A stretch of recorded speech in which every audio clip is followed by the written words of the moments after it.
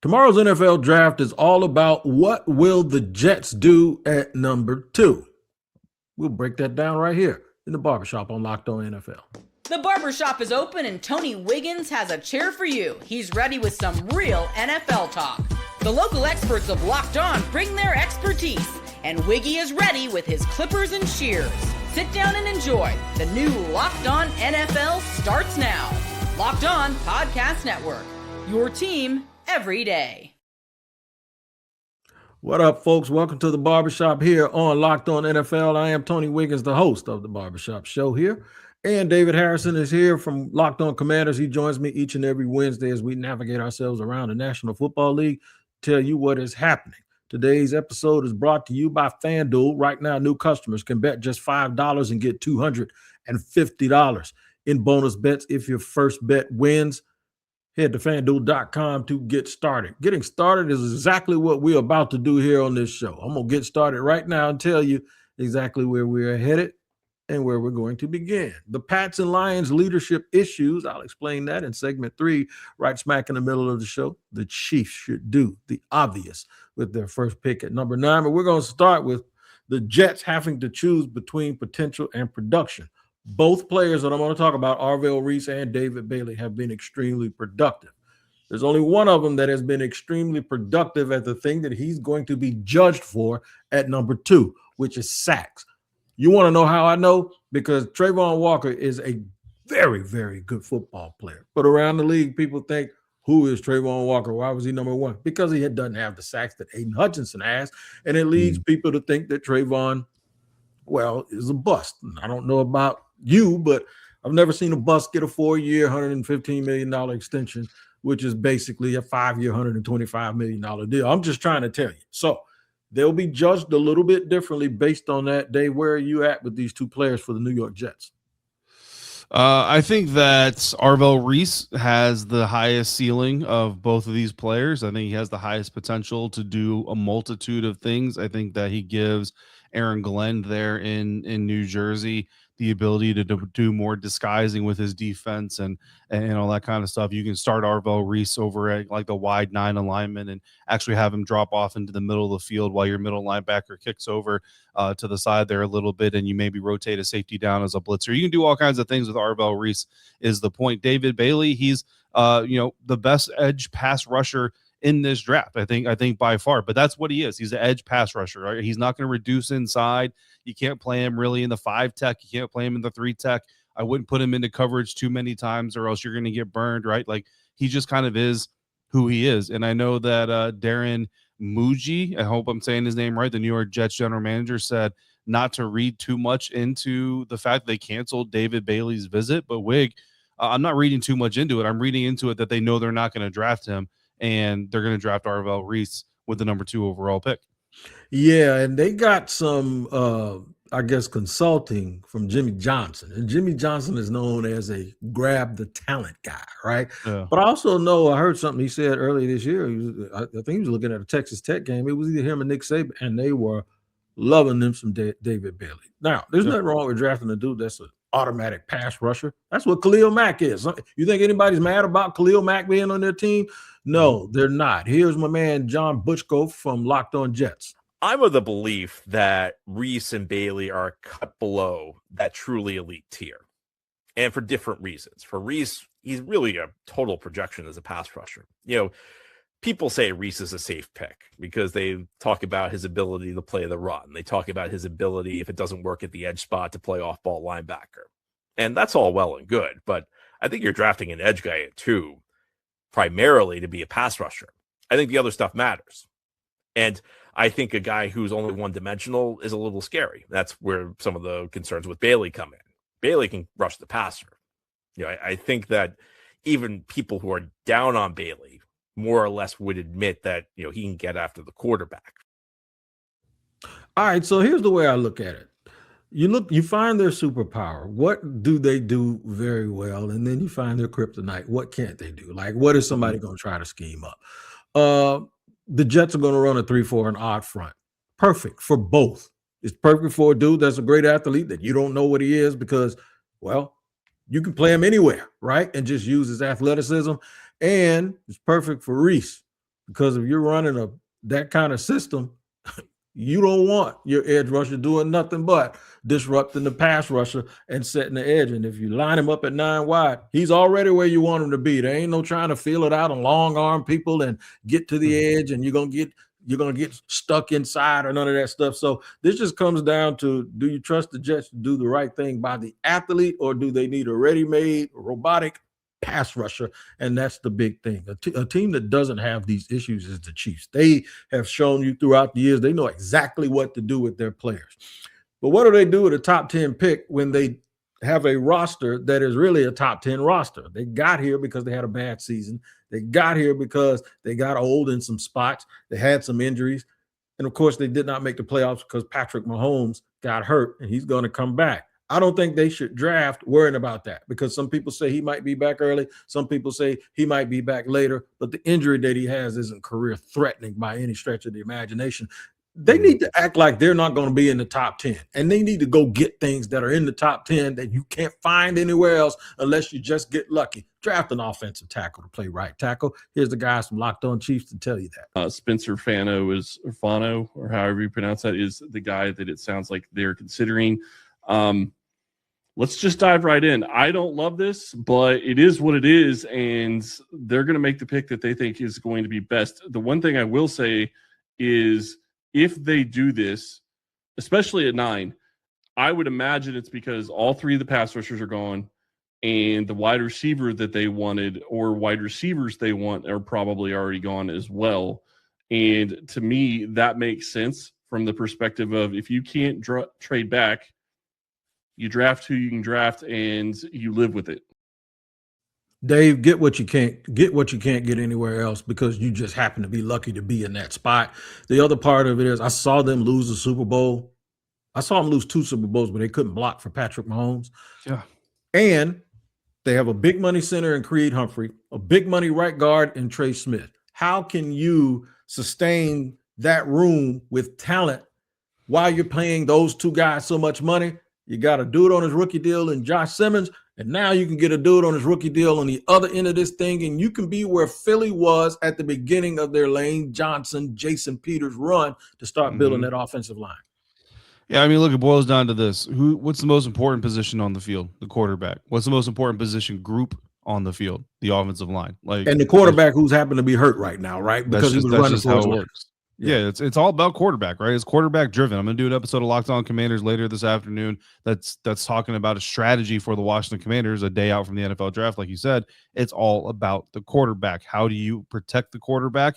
Do you have the quarterback you need to make the plays? And how do you get after the quarterback on defense? It's all about the quarterback. So while you can't do any of those things, you need to go out there and aggressively pursue doing those things. So while I understand a guy like Spencer Fano is not going to be the sexiest pick for the Kansas City Chiefs in history, the highlight reel is not going to get you 1,000 clicks or whatever on YouTube. It's the right pick for the Kansas City Chiefs, whether it's Spencer Fano or it's just another tackle, whoever it is.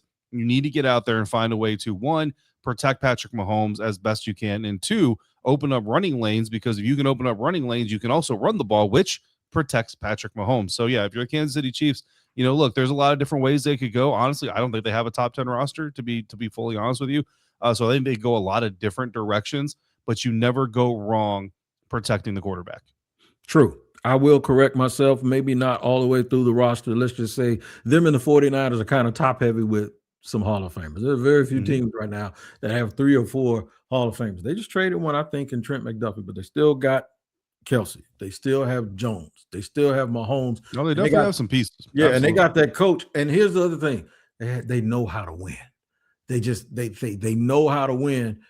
They also know how to lose, which is having a bad offensive line, which means that's why I think they need to go out and get something that they ain't gonna find, which is an easy scouting tackle to protect Patrick Mahomes for the next 8 to 10 years with Josh Simmons. All right, we're gonna hit some other teams up real quick. Teams that maybe has some things. I was supposed to talk about the Chiefs right there in segment number 2, but we're going to switch it up a little bit. I'm going to talk about the Rams in segment number 2, and you saw me doing it too. I'm going to talk about the Rams here in segment number 2 because they're talking about giving Matthew Stafford an extension. I'm going to tell you why it makes sense, though. I know I made it sound like it ain't going to make no sense, but I'll make it make some sense here in segment 2 here on Locked On NFL.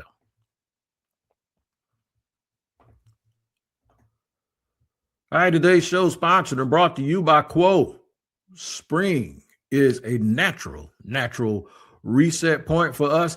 And there's one thing that can quietly cost businesses money. It's messy communications. Missed calls, scattered texts, no clear thread of who said what. That's why today's episode is brought to you by Quo, Q-U-O, spelled Q-U-O, the smarter way to run your business communications. It is the #1 rated business phone system on G2 with over 3,000 reviews, trusted by more than 90,000 businesses.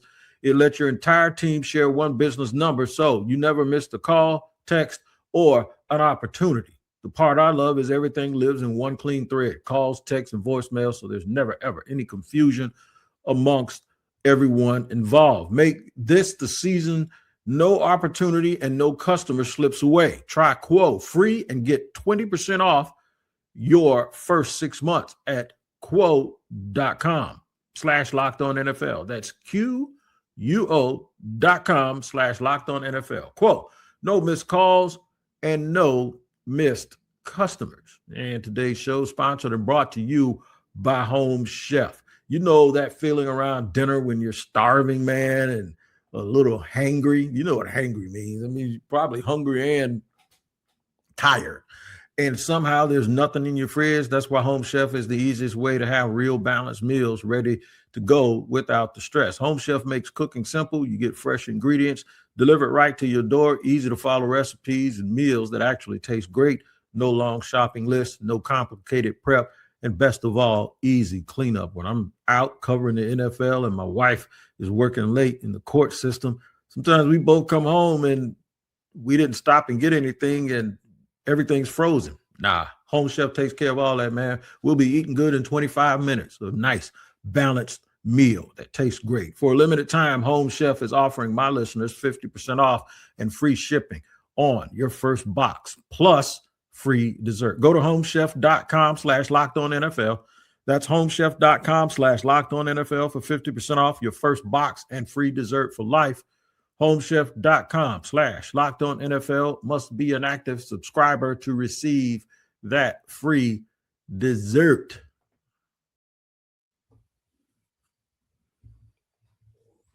All right, Dave, my man, what we're going to do now is bingo. We're going to talk about the Rams. The Rams do what? Yeah. So with so much talk about who the Rams are going to pick with the 11th pick in the draft, traded a late first-round pick to the team we just mentioned, the Kansas City Chiefs, for Trent McDuffie, which I think was absolutely worth it. Let's talk that Matthew Stafford may get an extension now. Why is that important? Well, it's because Matthew Stafford doesn't depend on his legs. So usually when quarterbacks retire, it's because their legs are shot. Every quarterback kind of depends on their legs, but I'm talking about it in the Lamar Jackson way. I'm talking about the reason why guys like Joe Flacco can play until they're 43 is because they depend on their cannon. That's why this is not a shock to me, but it kind of is a shock. It also may be a move to move around some money and stretch things out and kick the can down the road. Here are the guys from Locked On Rams to let you know. So, look, I mean, we'll see what the Rams do in the draft. I think that you're going to get Matthew Stafford very paid, and when you see that deal, I think you could get close to $100 million guaranteed. I think you'll see it's in the 90 range, but the deal is going to exceed $100 million. It's most likely going to be a 2-year extension, something in the $110 and $120 million range. You could have some void years that help reduce those cap hits for the 2027 season and 2028. But, I mean, this is going to get done, and this is a great thing. I mean, he's going down as an iconic Ram. Talk about shooting your shot, man. The Rams don't mind paying people that are proven, do they, David?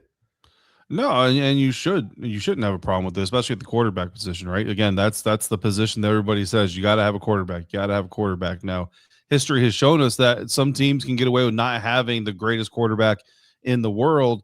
If you have a really good defense, the Baltimore Ravens come to mind, the early 2000s, Tampa Bay Buccaneers come to mind, teams like that. But more often than not, if you're going to win a Super Bowl, you got to have a quarterback that at least fits with your program, right? And when you look at Sam Darnold and the Seattle Seahawks, that's basically what ended up happening. Through Sam Darnold's trials and tribulations as a first round pick and everything he went through in New York and doing all those things, He came out of it a better quarterback and a better man and a better leader, and a more, more even keel type of leader, one who could allow his teammates to really kind of take the reins and take the spotlight. Jackson Smith and Jigba, Kenneth Walker, those types of guys. And it just worked for the Seattle Seahawks. So the franchise quarterback conversation has always been one that's really, really interesting to me, because guess what? Joe Flacco, for the better part of a decade, was a franchise caliber quarterback for the Baltimore Ravens. Now, could you pull him out of Baltimore, put him in somewhere else at that time and say, boom, you're a franchise quarterback there? Not necessarily, but you don't need him to be a franchise quarterback in Carolina, Cleveland, or San Francisco. You need him to be a franchise quarterback for you. What the Los Angeles Rams have found with Matthew Stafford is their franchise quarterback. Like you mentioned, he doesn't have legs. He's never had legs. He doesn't have the most dynamic ability. He's never had the dynamic ability. Now, certainly he's slower now than he has been, in the past, but he's always won with his brain, with his arm, with his processing, with his leadership ability. He still has all those things. He showed all those things in 2025. No reason to believe they're going to go away in 2026 or even 2027. So there's absolutely no reason not to keep him in place. If you're a fan of a different team and you're saying, there's no way I'd want Matthew Stafford in Tampa or in Minnesota for $40 million a year or whatever it is, because he's not that kind of quarterback, fantastic. He doesn't have to be that kind of quarterback in Tampa or in Minnesota. He needs to be in Los Angeles for the Rams, and he is that for Sean McVay. So there's absolutely no reason they shouldn't do this. They need to work this thing, because look, someday, whenever that day comes, Matt Stafford is going to count for about $30 to $40 million in dead cap, because there's absolutely going to be void years, and there's absolutely going to be money that comes to roost at some point in time, just like when Breeze retired, just like when Brady retired, just like when all these great quarterbacks retired. But just like all those teams did, and the Patriots tried to with Brady, you hold on to that franchise quarterback as long as you possibly can. So yeah, the Rams are going to make this thing happen. Stafford, I think he's probably going to be under contract through 2028 by the time it all comes said and done. I still think they should go draft a young quarterback in this year's draft, maybe a Drew Aller out of Penn State, something like that, as a non-threatening developmental project behind Matt Stafford. But I think that the deal gets done and they get a quarterback. No doubt about it. And now we will talk about the other team in LA. Everybody and their brother knows that the LA Chargers need interior offensive line. Here's something I do know. Coaches that recruit at a high level for big schools, i.e. Pete Carroll, i.e. Jimmy Johnson, and I know it ain't Chip Kelly. He didn't do it very well, but even Jim Harbaugh, when he was winning at Stanford, they have an advantage when they go coach in the NFL, because a part of the process is finding diamonds in the rough. They would recruit 100 kids a year, end up with 25 kids, and still play against the other kids. College coaches that go to the NFL have a distinct advantage, in my opinion, when it comes to finding gems and jewels. And the guys from Locked On Chargers believe that Chargers, even though they need interior offensive line, they can move back and find that. They talked to Dane Parsons from our Locked On NFL Draft. Here you go. And for the Chargers and Chargers fans, like the last couple of years, one of the biggest reasons why they have not been able to get past the first round in the playoffs has been their interior of their offensive line. It has been the biggest problem. It's been a giant red target for opposing defenses to try to attack with stunts and twists, and they have had a lot of success against it. So I think that's why Charger fans are probably more than any other team's franchises out there, so hyper fixated on fixing the offensive line, because it is so very important. And we want to see the best version of Justin Herbert, and we have not been able to see that because of the inability to protect him. And so we just really want to see that get fixed. What's wild is Zion Johnson was a first-round pick, and he was somebody's treasure in free agency, getting a nice deal, but the Chargers just let him go because it's about fit. I think they're going to be able to find what they need, whether it's Keelan Rutledge to help that interior offensive line, and then I think they'll double back and go right back up to the Big Ten, get guys maybe from Indiana or Penn State that we don't know about, that Jim Harbaugh knows exactly who they are, and they can help him. Yeah, keep an eye out for Venga Ioane out of Penn State. Harbaugh coached against him and knows him very well. And listen, it would be a good addition. I don't know if we've not ever seen the opportunity for Justin Herbert. I think we got to stop making excuses for Justin Herbert falling short of expectations a little bit, though, too. Yep, we absolutely do. Justin Herbert is a little bit to blame for that, no doubt about it. All right, here's what we're going to discuss: leadership. We'll go over and gloss over the Mike Vrabel situation, who he spoke to his team, and then Matt Derry's first going to tell you why Dan Campbell don't have those kind of problems because, well, he hasn't lost his locker room. Well, not yet. We'll see, and talk about that in just a second here on Locked On NFL.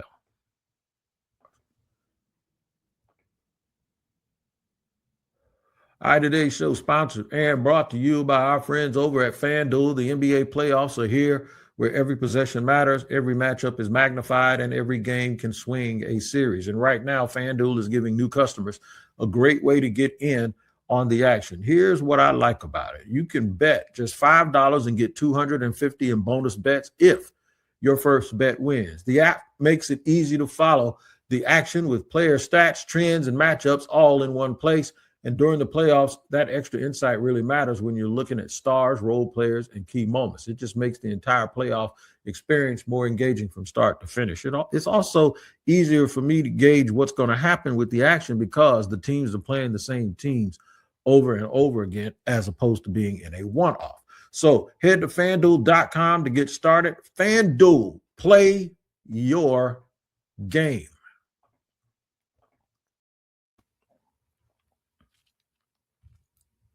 All right, moving and grooving here, man. The Everydayers Club is wide open. Locked on Commanders, Locked on Jaguars, Locked on NFL. Make sure you tap down in the description. There's a link for the Everydayers Club. Make sure you punch that. Whether you watch or listen, and you'll get access to ad-free shows that go out to our audio partners, as well as some discourse. You get to express your opinion, and then you can also access our Locked on merchandise, cups, hats, all of that kind of stuff. Nice shirts, don't shrink. Dry fit, whatever you need, you can't get it anywhere else. Make sure you're a part of the Everydayers Club here on the Locked On Podcast Network. All right, man. The elephant in the room. The elephant in the room is the New England Patriots. Mike Vrabel spoke to his team yesterday.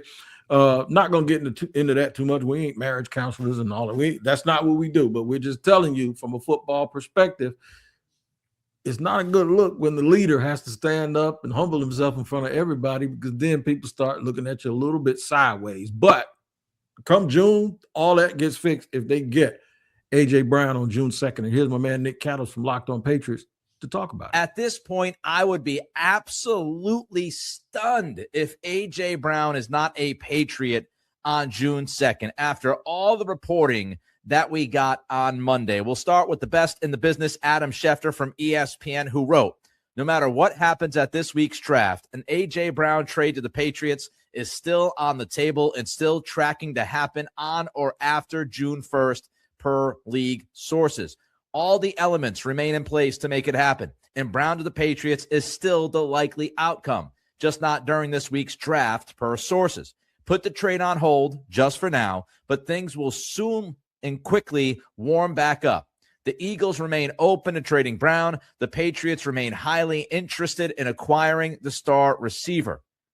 And conversations are expected to resume shortly on or before June 1st, probably culminating in a deal per league sources. The Patriots remain at the forefront of trade talks for Brown.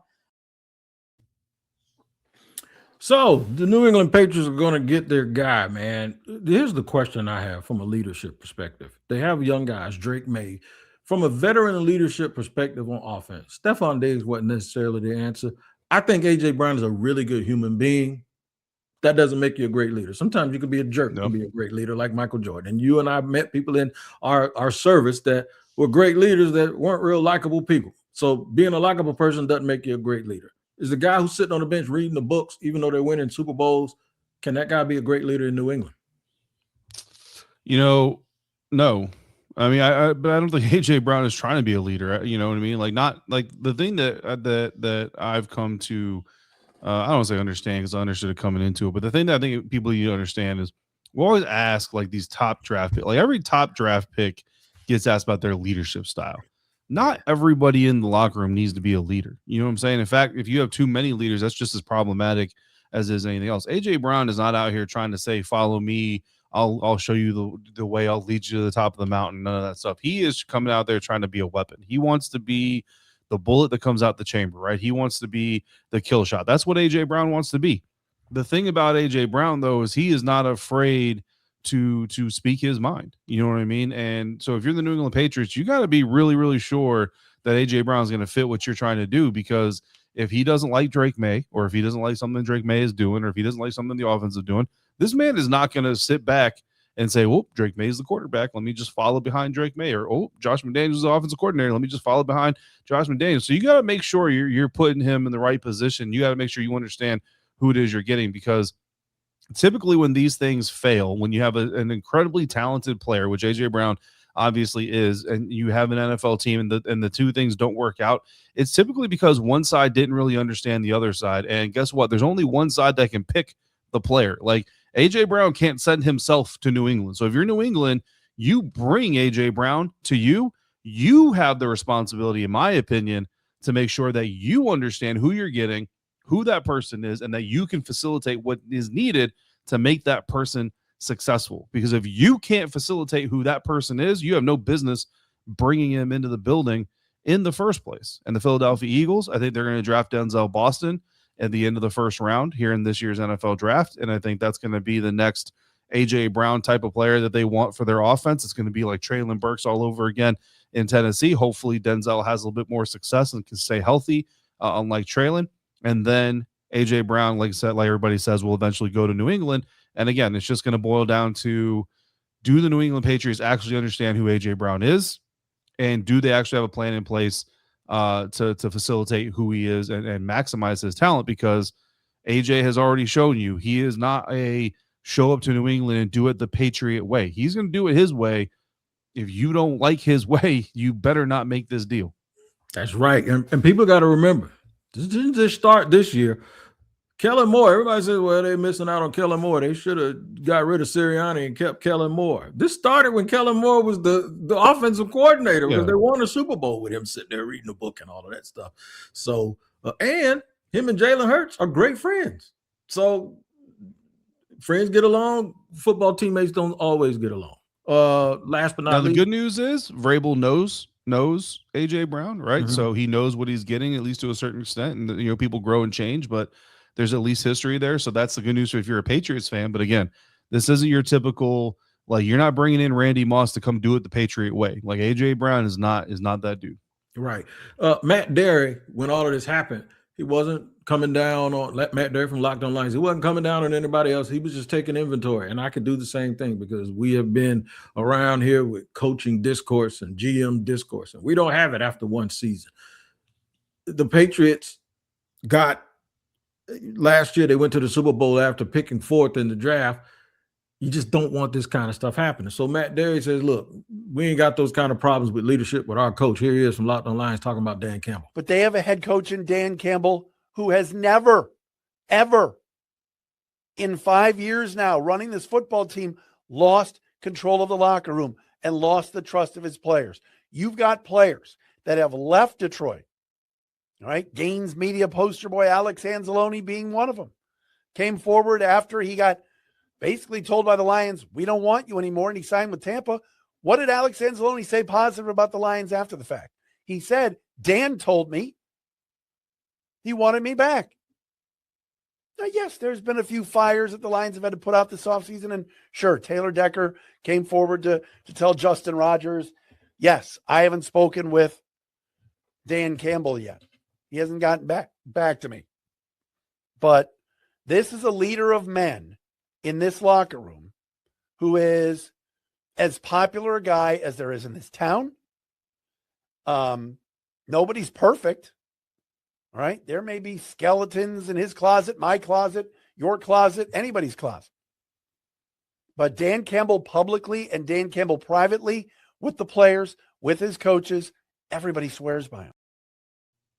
Look, we can downplay this and think that it's too much. It's not. When you overachieve and then you underachieve, it's like you double underachieved, and eventually pressure starts to come on you. And all you need is a little bit of something to happen that people don't like off the field, the way it feels like the Frank Ragnow situation was, with them going after his guarantees when he retired, and then Taylor Decker not getting the appreciation.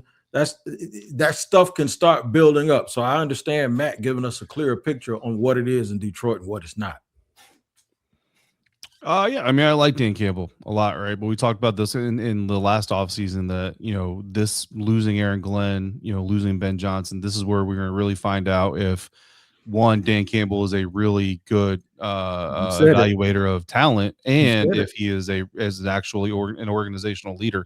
Listen, being liked is not the same as being a good leader, and being popular is not indicative of being a leader of men, right? So, the Lions had some struggles this last season. Injuries certainly played their role. They made some changes. They made some moves, and I tip my cap to Dan Campbell for being willing to make those moves in the coaching staff and things like that, because the only thing worse about making a bad decision is sticking with the bad decision in hopes that it's going to turn better.